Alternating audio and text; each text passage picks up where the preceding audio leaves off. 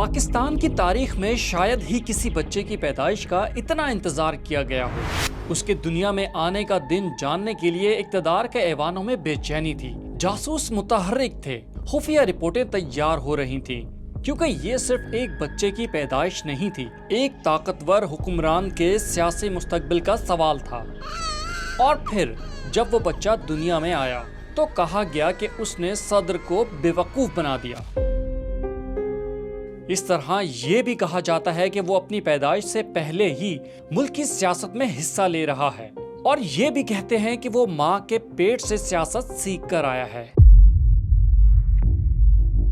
جی ہاں، ہم بات کر رہے ہیں بلاول بھٹو زرداری کی۔ آج انقلاب پر ہم پیپلز پارٹی کے چیئرمین بلاول بھٹو زرداری کی سیاسی اور ذاتی زندگی پر بات کریں گے۔ کوشش کریں گے کہ بلاول سے جڑے تمام اہم پہلوؤں کو کور کر سکیں۔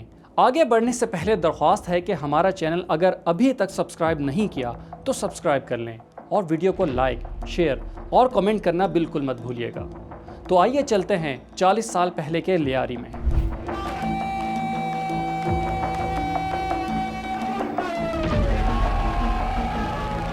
بے نظیر بھٹو اور آصف علی زرداری کی شادی دسمبر 1987 میں ہوئی۔ اس کی عوامی تقریب لیاری کراچی کے ککری گراؤنڈ میں منعقد کی گئی، جس میں لاکھوں لوگ شریک ہوئے۔ شادی کے 1-1.5 مہینے بعد بے نظیر نے آصف زرداری کو وہ خبر سنائی جسے سن کر کوئی بھی مرد جھوم اٹھتا ہے۔ بے نظیر چونکہ ایک عوامی شخصیت تھیں، اس لیے اس خبر کو قریبی لوگوں سے بھی چھپایا گیا۔ بے نظیر بھٹو اس وقت ملک کی مقبول ترین سیاسی جماعت پاکستان پیپلز پارٹی کی چیئرپرسن تھیں۔ انہوں نے اس وقت کے صدر ضیاء الحق پر پریشر ڈالا ہوا تھا کہ وہ جنرل الیکشن کروائیں۔ ضیاء الحق کا پہلے خیال تھا کہ بے نظیر بھٹو کی شادی کے بعد ان کی مقبولیت کم ہو جائے گی، مگر وہ کوئی فلمی ہیروئن تھوڑی تھیں، وہ تو حقیقی زندگی کی ہیرو تھیں، سو ان کی مقبولیت اور بڑھتی جا رہی تھی۔ ادھر امریکہ اور یورپ کا پریشر بھی ضیاء الحق پر تھا کہ وہ الیکشن کرائیں۔ ایسے میں 25 مئی سن 88 کو کراچی کے اخبارات میں بے نظیر بھٹو کے امید سے ہونے کی خبر شائع ہوئی۔ ضیاء الحق نے اس کے 4 دن بعد 29 مئی کو پارلیمنٹ توڑ کر وزیر اعظم محمد خان جنیجو کی حکومت برطرف کر دی۔ اب آئین کے مطابق انہیں 90 دن میں الیکشن کرانے تھے، مگر ضیاء الحق بے نظیر کی ڈیلیوری کی تاریخ جاننا چاہتے تھے تاکہ انہی دنوں میں الیکشن کرائیں۔ انہوں نے 90 دن کی تشریح یہ کی کہ 90 دن میں الیکشن کرانا نہیں بلکہ الیکشن کا اعلان کرنا ضروری ہے۔ اس طرح انہیں مزید 3 مہینے مل گئے۔ پھر ضیاء الحق کے جاسوس بے نظیر کا میڈیکل ریکارڈ حاصل کرنے کی کوششیں کرنے لگے۔ جولائی سن 88 میں بے نظیر نے لاہور میں ایک شاندار جلسہ کیا، جس میں مبینہ طور پر لاکھوں لوگ شریک ہوئے تھے۔ اس جلسے کے کچھ ہی دن بعد ضیاء الحق نے اعلان کر دیا کہ جنرل الیکشن 16 نومبر کو کرائے جائیں گے۔ اصل میں ضیاء الحق کو ان کے جاسوسوں نے خبر دی تھی کہ بے نظیر کے گھر نئے فرد کی آمد 17 نومبر کو متوقع ہے۔ ضیاء الحق کا خیال تھا کہ 8ویں مہینے میں بے نظیر الیکشن کیمپین بھی نہیں چلا سکیں گی، نہ خود بھاگ دوڑ کر سکیں گی، اس طرح پیپلز پارٹی کو ہرانا ممکن ہوگا۔ لیکن وہ کہتے ہیں نا کہ تدبیر کند بندہ تقدیر زند خندہ، یعنی انسان تدبیر کر رہا ہوتا ہے اور تقدیر اس پر ہنس رہی ہوتی ہے۔ تو ضیاء الحق کی تقدیر میں یہی لکھا تھا کہ بھٹو خاندان کے نئے چشم و چراغ کے آنے سے پہلے ان کی زندگی کا چراغ گل ہو جائے۔ 17 اگست 1988 کو بہاولپور طیارہ حادثے میں ضیاء الحق مارے گئے۔ اس کے بعد غلام اسحاق خان صدر بنے۔ انہوں نے اعلان کیا کہ الیکشن مقررہ تاریخ پر ہی ہوں گے۔ اس کے بعد محترمہ بے نظیر بھٹو کی سیاسی مصروفیات بہت بڑھ گئیں۔ قومی اور صوبائی اسمبلی کی 700 سیٹوں کے لیے 18,000 امیدواروں نے پارٹی ٹکٹ کے لیے درخواست دی تھی۔ اس لیے دن میں 10 اجلاس منعقد ہوتے، پریس کانفرنسیں، پارٹی عہدیداروں سے ملاقاتیں۔ وہ خود کراچی، لاہور اور لاڑکانہ یعنی 3 حلقوں سے الیکشن لڑ رہی تھیں۔ اتنی شدید مصروفیات کی وجہ سے بے نظیر بھٹو بیمار پڑ گئیں۔ ڈاکٹر نے الٹرا ساؤنڈ کیا تو پتہ چلا کہ بچہ حرکت نہیں کر رہا۔ ڈاکٹر نے انہیں آرام کا مشورہ دیا اور ہر 4 دن بعد معائنے کے لیے آنے کو کہا۔ تو جیسا کہ ہم نے کہا کہ یہ بچہ اپنی ماں کے پیٹ میں پوری سیاسی ٹریننگ لے رہا تھا، سیاست اس کے خون میں شامل ہوتی گئی۔ اس کی ڈیلیوری 15 اکتوبر تک متوقع تھی، مگر جب بے نظیر 19 ستمبر کو معائنے کے لیے گئیں تو ڈاکٹر نے انہیں ایڈمٹ ہونے کا کہا، کیونکہ بچے کی دھڑکن رک رہی تھی۔ ڈاکٹر کے مطابق ان کا 1-2 دن میں آپریشن لازمی تھا۔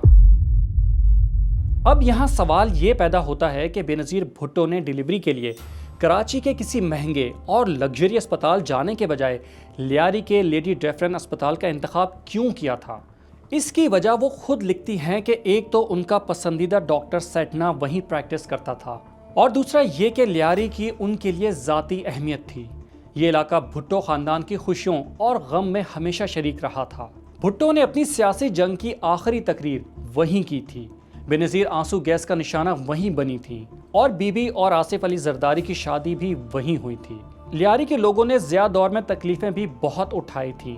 بہرحال ایک دن اسپتال میں رہنے کے بعد 21 ستمبر کو مشرق کی بیٹی کہلانے والی بے نظیر بھٹو ماں بن گئی۔ اس وقت تک انہوں نے الٹرا ساؤنڈ کے بعد بچے کی جنس معلوم نہیں کی تھی، اس لیے انہیں پتہ نہیں تھا کہ بیٹا ہوا ہے یا بیٹی۔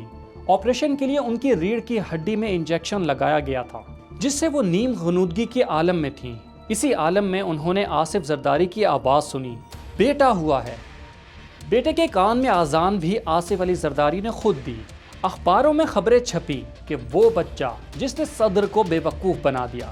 مخالفین یہ الزام لگاتے ہیں کہ بے نظیر بھٹو نے جان بوجھ کر جلدی ڈیلیوری کرا لی تھی تاکہ وہ الیکشن کیمپین چلا سکیں۔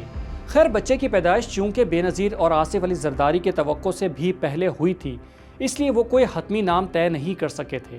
پھر بے نظیر نے بچے کا نام پہلے شاہ نواز رکھنے کا سوچا، مگر اس خیال کے آتے ہی ان کے سامنے اپنے مردہ بھائی شاہ نواز کے فرش پر پڑے جسم کا منظر گھوم گیا۔ پھر ایک نام آصف زرداری نے بتایا، ایک نام ان کی والدہ نے دیا، جبکہ ایک نام بے نظیر کی والدہ نصرت بھٹو نے تجویز کیا۔ اسی دوران اچانک بے نظیر کے ذہن میں بلاول نام آیا۔ بے نظیر لکھتی ہیں کہ لفظ بلاول بل آول سے بنا ہے، جس کا مطلب ہے بے مثال۔ اس نام کی سب سے خاص بات یہ تھی کہ اس میں بے نظیر کے نام کی گونج شامل تھی، یعنی وہ بے نظیر تو ان کا بیٹا بے مثال۔ آصف کے آباء و اجداد میں بھی ایک کا نام بلاول تھا، اس لیے سب نے اتفاق کیا اور یوں بچے کا نام بلاول رکھ دیا گیا۔ خیر، بلاول کی پیدائش بے نظیر بھٹو کے لیے بہت مبارک ثابت ہوئی۔ نومبر 1988 میں ہونے والے الیکشن میں پیپلز پارٹی نے بے مثال کامیابی حاصل کی اور محترمہ بے نظیر بھٹو عالم اسلام کی پہلی خاتون وزیر اعظم بن گئی۔ میں بے نظیر بھٹو سب کے دل سے حلف اٹھاتی ہوں۔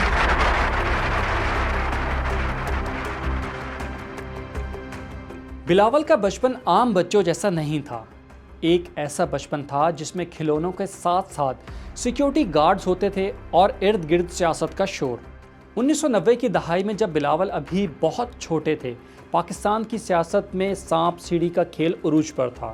کبھی ان کی والدہ بے نظیر بھٹو وزارت عظمیٰ کے منصب پر ہوتی تو کبھی جیل میں، اور کبھی بیرون ملک جلا وطنی کی زندگی گزار رہی ہوتی تھی۔ ان حالات کا بلاول پر بھی بڑا اثر پڑا اور رفتہ رفتہ ان کی زندگی بدل کر رہ گئی۔ اگست 90 میں بے نظیر بھٹو کی پہلی حکومت برطرف کی گئی تو 4 ماہ بعد اکتوبر 90 میں آصف زرداری کو گرفتار کر لیا گیا۔ ان پر ایک برطانوی تاجر کی ٹانگ پر بم باندھ کر $8 لاکھ تاوان وصول کرنے کا الزام لگایا گیا۔ پھر وہ 93 میں بے نظیر بھٹو کے دوسری بار اقتدار میں آنے کے بعد جیل سے باہر آئے۔ 5 سال کے بلاول کو اسی دوران اپنے باپ کے ساتھ کچھ وقت گزارنے کا موقع ملا۔ پھر 1996 میں جب بے نظیر کی دوسری حکومت بھی برطرف کی گئی تو آصف زرداری کو دوبارہ مختلف مقدمات بنا کر جیل میں ڈال دیا گیا۔ The president has made some very foul accusations. بے نظیر اکثر ان سے ملنے جاتی تھیں۔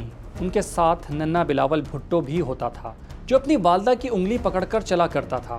بلاول اس وقت کم عمر تھے، سیاست نہیں سمجھتے تھے، مگر اتنا ضرور جانتے تھے کہ ان کے والد ایک ایسی جگہ پر ہیں جہاں لوگ خوشی سے نہیں آتے۔ کہا جاتا ہے کہ ان ملاقاتوں میں بے نظیر اور آصف علی زرداری دونوں کوششیں کرتے کہ ماحول معمول کے مطابق لگے تاکہ بچے خوفزدہ نہ ہوں، لیکن جیل کی دیواریں سچ کہاں چھپا سکتی ہیں۔ بلاول نے ابتدائی تعلیم کراچی گرامر اسکول اور فروبلز انٹرنیشنل اسکول اسلام آباد سے حاصل کی، لیکن ان کی زندگی کا بڑا حصہ ملک سے باہر گزرا ہے۔ بے نظیر کی حکومت کا ختم ہونا شاید بلاول کے لیے اچھا ہی رہا، کیونکہ اب وہ زیادہ وقت اپنی والدہ کے ساتھ گزارتے تھے۔ 1999 میں بے نظیر بھٹو نے جب خود ساختہ جلا وطنی اختیار کی تو وہ دبئی اور لندن میں مقیم رہیں۔ بلاول بھٹو نے دبئی کے راشد اسکول فار بوائز سے تعلیم حاصل کی۔ دبئی میں قیام کے دوران بلاول نے صرف تعلیم پر توجہ نہیں دی بلکہ غیر نصابی سرگرمیوں میں بھی حصہ لیا۔ ان میں سب سے نمایاں تائیکوانڈو تھا۔ کہا جاتا ہے کہ انہوں نے اس کھیل میں بلیک بیلٹ حاصل کیا ہے، یعنی بلاول چاہیں تو کسی بھی مخالف کی ہڈی پسلی ایک کر سکتے ہیں۔ خیر اس کے بعد 19 سال کے بلاول نے 2007 میں اپنی والدہ اور نانا کے نقش قدم پر چلتے ہوئے آکسفورڈ یونیورسٹی کے مشہور کرائسٹ چرچ کالج میں تاریخ اور سیاست کے ڈپارٹمنٹ میں داخلہ لیا۔ Bilawal Oxford union debating society کا حصہ بھی رہے۔ وہ انگلش میں بہت اچھی ڈیبیٹ کر لیتے ہیں۔ آکسفورڈ یونیورسٹی میں انہوں نے دنیا کو بہتر طور پر سمجھا اور طاقت کے عالمی اصول سیکھے۔ بلاول لندن میں تعلیم حاصل کر ہی رہے تھے کہ وہ منحوس دن آ گیا جس نے بلاول کے سر سے ماں کا سایہ ہمیشہ کے لیے چھین لیا۔ ہم آپ کو آپ کا بنیادی حق دیں گے۔ 27 دسمبر 2007 کی شام سابق وزیر اعظم بے نظیر بھٹو راولپنڈی کے لیاقت باغ میں ایک بڑے جلسے سے خطاب کے بعد اپنی گاڑی میں روانہ ہو رہی تھی۔ فضا نعروں اور شور سے گونج رہی تھی۔ لوگ اپنی محبوب رہنما کی ایک جھلک دیکھنے کے لیے بےتاب تھے۔ محترمہ اپنی بلٹ پروف گاڑی کی سن روف سے باہر نکلی، ہاتھ ہلایا، مسکرائیں، لیکن پھر چند ہی لمحوں میں سارا منظر بدل گیا۔ ابھی کچھ لمحے پہلے جہاں نعروں کا شور تھا وہاں لوگوں کی چیخیں سنائی دینے لگی۔ جہاں پھول نچھاور کیے جا رہے تھے وہاں دھواں ہی دھواں تھا۔ ہر طرف افراتفری پھیلی تھی۔ بے نظیر اس حملے میں زخمی ہو گئیں۔ انہیں فوراً اسپتال لے جایا گیا جہاں کچھ دیر بعد ان کی موت کی خبر نے پورے ملک کو سکتے میں ڈال دیا۔ پاکستانی سیاست کی ایک مضبوط اور بے خوف آواز ہمیشہ کے لیے خاموش ہو چکی تھی۔ اس ایک لمحے نے ہزاروں میل دور بیٹھے ایک نوجوان کی زندگی ہمیشہ کے لیے بدل کر رکھ دی۔ 19 سال کا وہ نوجوان جو ابھی ایک طالب علم تھا اچانک تاریخ کے سب سے بڑے سیاسی بوجھ کا وارث بن گیا۔ بے نظیر کی شہادت کے 3 دن بعد نوڈیرو میں پیپلز پارٹی کی سینٹرل ایگزیکٹو کمیٹی کا اجلاس ہوا۔ اس اہم اجلاس میں آصف زرداری سمیت پارٹی کے سینئر رہنما موجود تھے۔ اس موقع پر سب کو بے نظیر بھٹو کی وصیت پڑھ کر سنائی گئی جس میں انہوں نے اپنی موت کی صورت میں بیٹے بلاول کو پارٹی کی قیادت سونپنے کی خواہش ظاہر کی تھی۔ چونکہ بلاول کی عمر اس وقت صرف 19 سال تھی اور وہ آکسفورڈ یونیورسٹی میں پڑھ رہے تھے، اس لیے پارٹی کے سیاسی اور تنظیمی کام انجام دینے کے لیے ان کے والد آصف علی زرداری کو کو چیئرمین یعنی شریک چیئرمین مقرر کیا گیا۔ بے نظیر کی شہادت پر بہت سے لوگوں کا خیال تھا کہ شاید پیپلز پارٹی آنے والے انتخابات میں حصہ نہیں لے گی، مگر اسی اجلاس میں نہ صرف الیکشن لڑنے کا فیصلہ کیا گیا بلکہ بلاول زرداری نے پہلی بار جمہوریت بہترین انتقام ہے کا جملہ دہرایا۔ My mother always said, democracy is the best revenge. یہ سیاست میں ان کی انٹری کا اعلان تھا اور یہی نعرہ بعد میں پیپلز پارٹی کا اہم سیاسی نعرہ بن گیا، اور یہ وہی اجلاس تھا جس میں وہ بلاول سے بلاول بھٹو زرداری بن گئے۔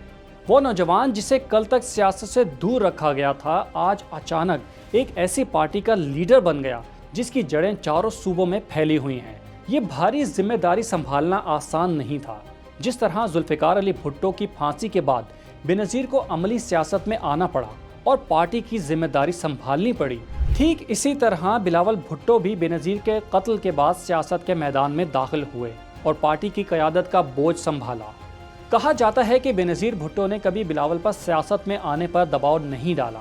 وہ ہمیشہ سے چاہتی تھیں کہ بلاول جو چاہیں وہ پروفیشن اختیار کر سکتے ہیں۔ بلاول جب 15 سال کے تھے تو ایک انٹرویو میں کہا تھا کہ انہیں سیاست پسند نہیں لیکن وہ عوام کی خدمت کرنا چاہتے ہیں۔ Maybe not in the politics, but I really want to help people. پھر والدہ کے قتل کے بعد انہیں سیاست میں آنا ہی پڑا۔ اسی لیے بلاول کہتے ہیں کہ انہوں نے اس زندگی کا انتخاب نہیں کیا بلکہ اس زندگی نے ان کا انتخاب کیا ہے۔ بلاول نے جون 2010 میں اپنی تعلیم مکمل کی اور وطن واپس آ گئے۔ یہاں آ کر وہ باقاعدگی کے ساتھ اپنے والد اور سینئر رہنماؤں کے ساتھ پارٹی کے اہم اجلاسوں میں شرکت کرتے اور سیاست کے گر سیکھتے رہے۔ اس وقت وفاق اور سندھ میں پیپلز پارٹی کی حکومت تھی اور آصف علی زرداری صدر مملکت تھے۔ اسی دوران بلاول آہستہ آہستہ عوام کے سامنے آنے لگے۔ پاکستان پیپلز پارٹی کے کارکنوں، آپ نے اپنی قربانیوں سے جمہوریت کو زندگی دی ہے۔ ان کا انداز مختلف تھا، نہ زوردار نعرے، نہ جذباتی تقاریر، بلکہ نرم لہجہ اور وزندار الفاظ۔ I have faith in democracy. I have faith in Pakistan. I have faith in you, Mr. Prime Minister.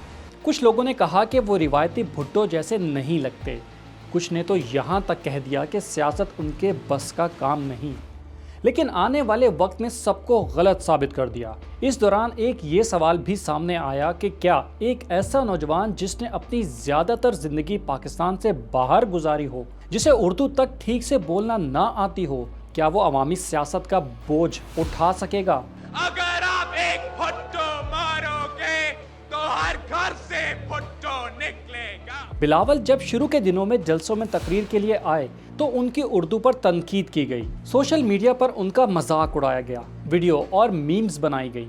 عوام اور ہمارے اداروں کے درمیان دراریں پیدا کی کوشش کرنے مخالفین کی جانب سے یوں مذاق اڑایا جانا بلاول کے لیے تکلیف دہ ضرور تھا، مگر وہ بولتے رہے، خاموش نہیں رہے، کیونکہ وہ جانتے تھے کہ سیاست میں خاموشی کا مطلب ہے شکست۔ لیکن وہ یہ بھی جانتے تھے کہ زبان صرف دوسروں تک اپنی بات پہنچانے کا ذریعہ نہیں، بلکہ یہ عوام سے جڑنے کا ایک راستہ ہے۔ اسی لیے وہ چپ چاپ اردو سیکھتے رہے اور ساتھ ہی غلطیوں کو درست کرتے رہے۔ بلاول نے سیاست کا باقاعدہ آغاز 2012 میں کیا۔ اپنی والدہ کی 5ویں برسی کے موقع پر انہوں نے ایک انتہائی جذباتی تقریر کی اور سیاست کے ایوانوں میں اپنی آمد کا اشارہ دے دیا۔ میں شہید ذوالفقار علی بھٹو کا وارث، میں شہید بے نظیر بھٹو کا بیٹا، ہم بھٹو کے پروانے ہیں۔ اگر آپ ایک بھٹو مارو گے تو ہر گھر سے بھٹو نکلے گا۔ 2013 کے الیکشن میں آصف زرداری نے بلاول کو کم عمری اور ناتجربہ کاری کی وجہ سے سیاست سے دور رکھا۔ 2018 کے انتخابات میں انہیں پہلی بار میدان میں اتارا گیا۔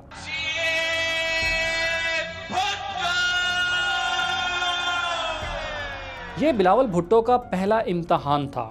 وہ 3 حلقوں مالاکنڈ، لاڑکانہ اور لیاری میں کھڑے ہوئے۔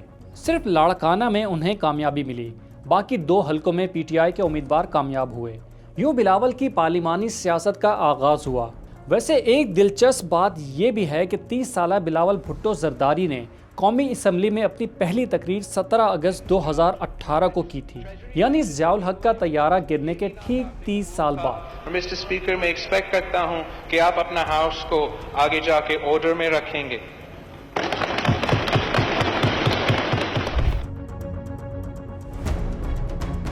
بلاول بھٹو زرداری سیاست میں اپنے نانا کے نقشہ قدم پر چلنا چاہتے ہیں، اسی لیے وہ ذوالفقار علی بھٹو کی طرح مخالفین پر خوب گرجتے برستے بھی ہیں۔ انکل الطاف، آپ اپنے نامعلوم افراد کو سنبھالیں۔ اگر میرے کارکنوں پر ایک آنچ بھی آئے تو لندن پولیس کیا، میں آپ کا جینا حرام کر دوں گا۔ مگر عمران خان کے دور حکومت میں تو ان کا جارحانہ پن روز بروز بڑھتا ہی گیا۔ کبھی وہ مریم نواز کی گرفتاری پر چراغ پا دکھائی دیتے، آج آپ نے مریم نواز صاحبہ کو گرفتار کیا ہے، ایک اپوزیشن لیڈر کو، ایک اپوزیشن ممبران کو، ایک خواتین کو اس حکومت نے اریسٹ کیا ہے۔ آپ اتنے بے غیرت ہو، اتنے بے غیرت ہو، اس الفاظ کو مردوں سے لڑے۔ اسی طرح پی ڈی ایم کی تحریک ہو یا عمران خان کے خلاف لانگ مارچ یا دریائے سندھ سے مزید نہریں نکالنے کے خلاف جلسے، بلاول بھٹو زرداری نے جارحانہ انداز اپنا کر ثابت کیا کہ وہ اس قسم کی سیاست سے بالکل بھی نہیں گھبراتے۔ یہ اور بات ہے کہ ان کی زبان پھسلنے یا ان کے انداز کی وجہ سے وہ جارحیت اتنی اثر انگیز نہیں رہتی۔ جو سمجھتے ہیں کہ ہم ڈر جائیں گے، ہم پیچھے ہٹ جائیں گے، سمجھ لو، جان لو، ان رگوں میں صدر زرداری کا خون ہے۔ جو میں آپ کے ساتھ کروں گا تو بھولیں گے نہیں، تیرے نسلیں نہیں بھولیں گے۔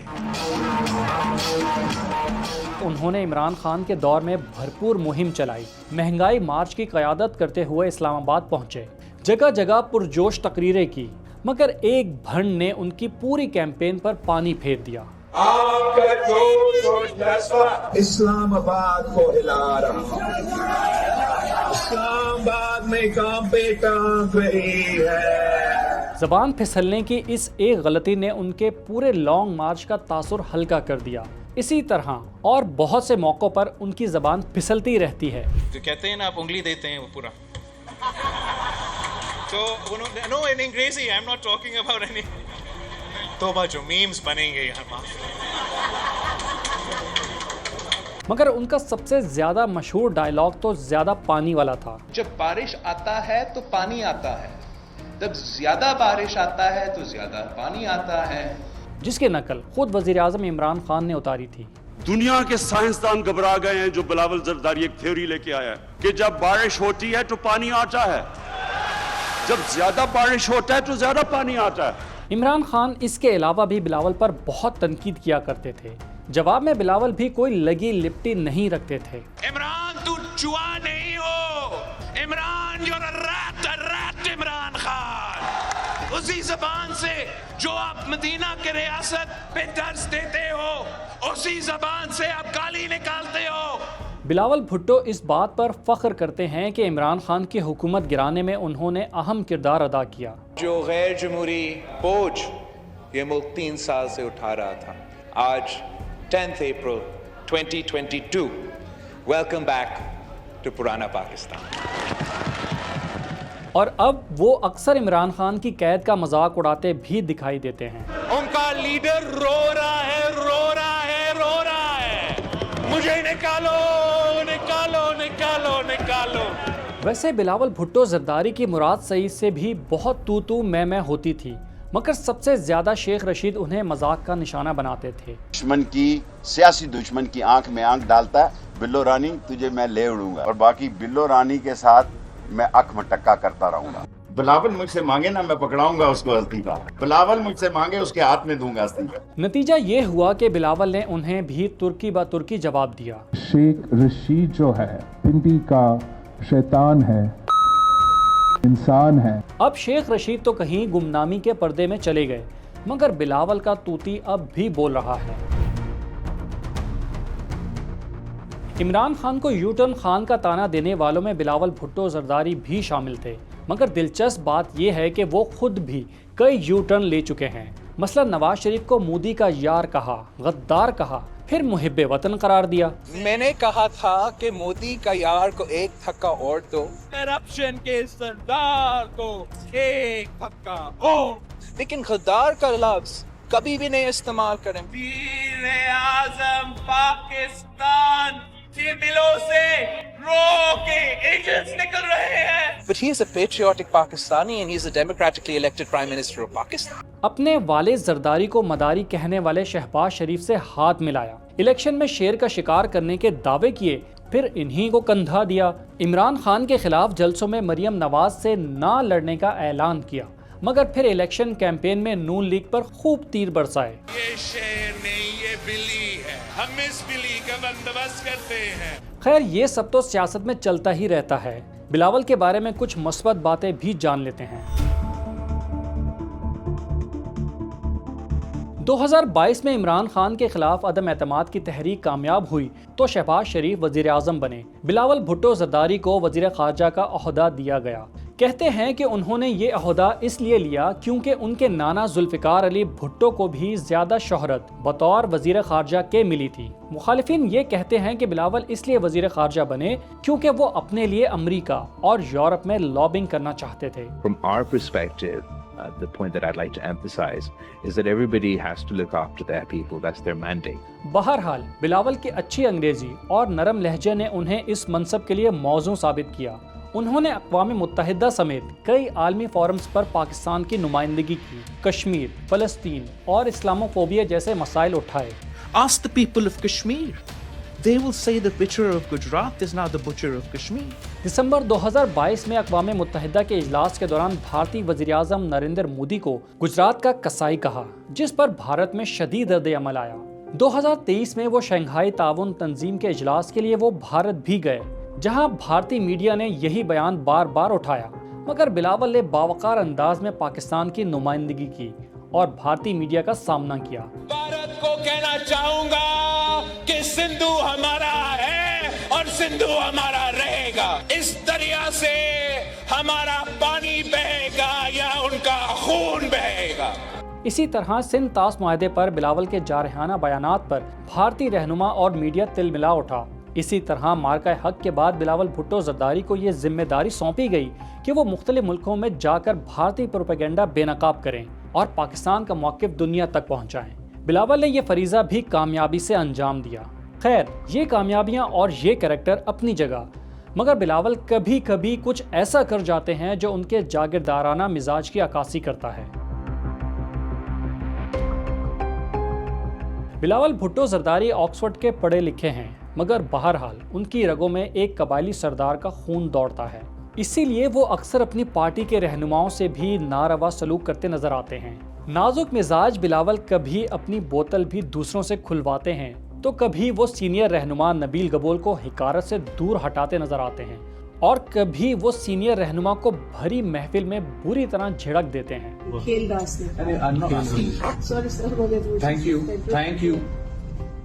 بلاول بھٹو زرداری کے شازیہ مری سے اس سلوک پر سوشل میڈیا پر سخت تنقید ہوئی۔ اس کے بعد بلاول نے انہیں ایک تقریب میں اپنے ساتھ بٹھا کر خود کو مہان ثابت کرنے کی کوشش کی، مگر بہرحال ان کی امیج کو جو نقصان پہنچنا تھا وہ پہنچ چکا تھا۔ اسی طرح عمر رباب چانڈیو کا کیس ہو یا ناظم جتوئی کے قتل کا معاملہ، جس میں الزام پیپلز پارٹی کے ارکان قومی و صوبائی اسمبلی پر لگا، یا شاہ رخ جتوئی جیسے معاملات، بلاول بھٹو زرداری کبھی متاثرین کے گھر نہیں گئے، ان کو انصاف دلانے میں کردار ادا نہیں کیا، بلکہ بلاول کی خاموشی یہ ثابت کرتی رہی ہے کہ وہ اپنی پارٹی کے وڈیروں اور جاگیرداروں کے ساتھ ہی ہیں۔ بلاول بھٹو زرداری پر ایک اور بڑا الزام یہ بھی ہے کہ انہوں نے کراچی کے لیے کچھ نہیں کیا۔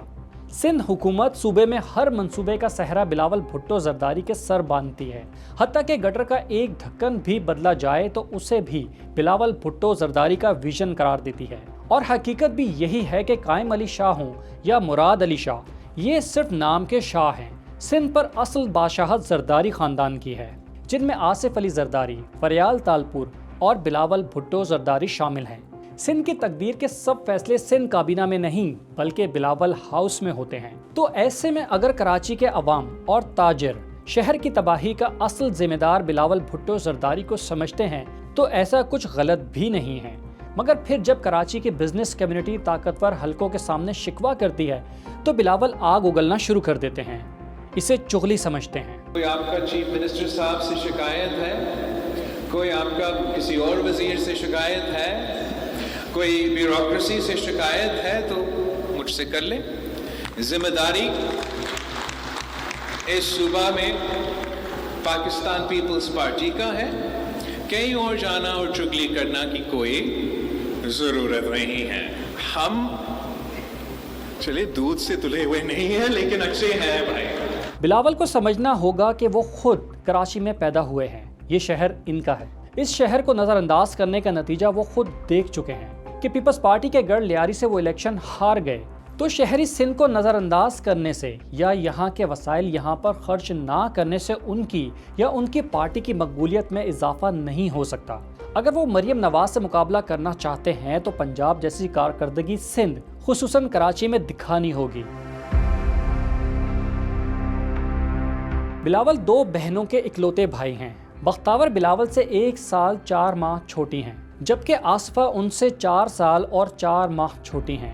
بلاول کی اپنی بہنوں سے محبت کا اندازہ اس بات سے لگائیے کہ جب ان سے پوچھا گیا کہ ان کی شریک حیات کیسی ہونی چاہیے تو ان کا جواب تھا وہ ذہین، تعلیم یافتہ اور خوش مزاج ہو، لیکن سب سے اہم بات یہ ہے کہ وہ ان کی بہنوں سے اچھے تعلقات رکھے۔ میں جانتا ہوں کہ میرے بہنیں لولی بیوٹیفل گرلز ہیں، اتنا محبت کرتے ہیں ان سے، مگر یہ مشکل ہوں گے اس عورت کے لیے، لیکن جو عورت کامیاب ہوتا ہے نا اس ٹاسک میں، پھر اس کا مطلب ہے اس کا قسمت ہے اور میرا قسمت ہے کہ ہم شادی کرتے ہیں۔ بلاول بھٹو سے شادی کا سوال اکثر کیا جاتا ہے اور وہ ہر بار اس کا کوئی نہ کوئی دلچسپ جواب دے کر معاملہ ٹال دیتے ہیں۔ اسٹریٹجی میٹنگز تو ہو رہے ہیں اور ہم ایگزیکٹ ٹائم پلان کر رہے ہیں کہ الیکشن کے پہلے یا الیکشن کے بعد یا الیکشن کیمپین کے دوران یا الیکشن کیمپین سے پہلے ہم کب شادی کریں، ہم کیا ایک شادی کریں، یہ 4 صوبے ہیں تو ہر صوبے سے ایک بیوی ہونا چاہیے، اور یہ اس کا الیکٹورل امپیکٹ کیا ہوگا۔ جب ہمارا رپورٹ کمپلیٹ ہو جاتا ہے میں آپ کے سامنے پیش کرتا ہوں۔ 2022 میں سوشل میڈیا پر یہ خبریں اڑیں کہ بلاول کی منگنی مہنور سومرو سے ہو گئی ہے، جو پیپلز پارٹی کے ایک رہنما کی بیٹی ہیں، مگر خود مہنور سومرو نے فوراً ہی ایک ٹویٹ کے ذریعے اس کی تردید کر دی تھی۔ बहरहाल बिलावल के अब तक शादी ना करने पर मुखालिफिन को इनके मुतालिक तरह तरह की बातें बनाने का मौका भी मिल जाता है।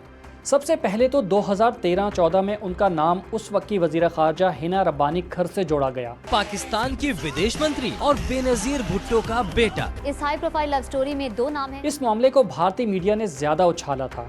इसके कुछ अरसे बाद बिलावल ने अमरीकी अदाकारा पेरिस हिल्टन के साथ सेल्फी शेयर करके भी मीडिया को चटखारेदार कहानियां बनाने का मौका फराहम किया। बिलावल भुट्टो जरदारी पर हम जिन्स परस्ती जैसे घटिया इल्जामात भी लगाए जाते रहे हैं।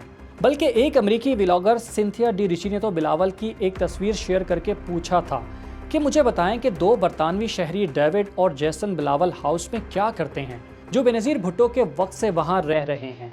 बाद में सिंथिया ने ये ट्वीट डिलीट कर दी थी क्योंकि बेनज़ीर भुट्टो के खिलाफ भी ऐसे ही इल्ज़ामात पर पीपल्स पार्टी ने उन पर केस कर दिया था। तो बिलावल भुट्टो के खिलाफ जो इल्ज़ामात लगाए जाते हैं उनके किसी किस्म के दस्तावेजी सबूत कभी सामने नहीं आए, इसलिए उन्हें मुखालिफिन का प्रोपेगेंडा ही कहा जा सकता है। लेकिन ये भी सच है कि ना सिर्फ बिलावल के चाहने वाले बल्कि दूसरे पाकिस्तानी भी उनके सर पर सेहरा सजने के मुंतज़िर हैं। बिलावल की शख्सियत में आने वाली हालिया तब्दीली के बाद अवाम का इंतज़ार और बढ़ गया है। बिलावल भुट्टो जरदारी जब बरतानिया से पाकिस्तान आए तो वो धान पान से लड़के थे, मगर शायद उनको पाकिस्तान का पानी रास आ गया कि वो तेज़ी से जान पकड़ने लगे। वो सियासी तौर पर हैवी वेट होने के साथ साथ जिस्मानी तौर पर भी खूब भारी हो रहे थे, मगर पिछले 1-1.5 साल में उनका वज़न बहुत तेज़ी से कम हुआ। उनकी शख्सियत में अचानक आने वाली इस तब्दीली को सब ने नोट किया और सोशल मीडिया पर अफवाहें फैलीं कि पीपी चेयरमैन को मुबैना तौर पर ज़्यादतीज़ हो गई है। मगर फिर जून 2025 में अमेरिका के दौरे के मौके पर उन्होंने अपनी फिटनेस का राज सबको बता दिया। चीनी और रोटी खाना बंद करे, एक्सरसाइज करना शुरू कर दे, जिम करना शुरू कर दे। तो दोस्तों, ये थी बिलावल भुट्टो जरदारी के अब तक के सियासी सफ़र और निजी ज़िंदगी की कहानी। हमें कमेंट में ज़रूर बताएं कि आपको बिलावल भुट्टो जरदारी की शख्सियत का कौन सा पहलू सबसे ज़्यादा पसंद है, या आप उनके मुतालिक क्या राय रखते हैं। वीडियो को लाइक और शेयर करना बिल्कुल मत भूलिएगा।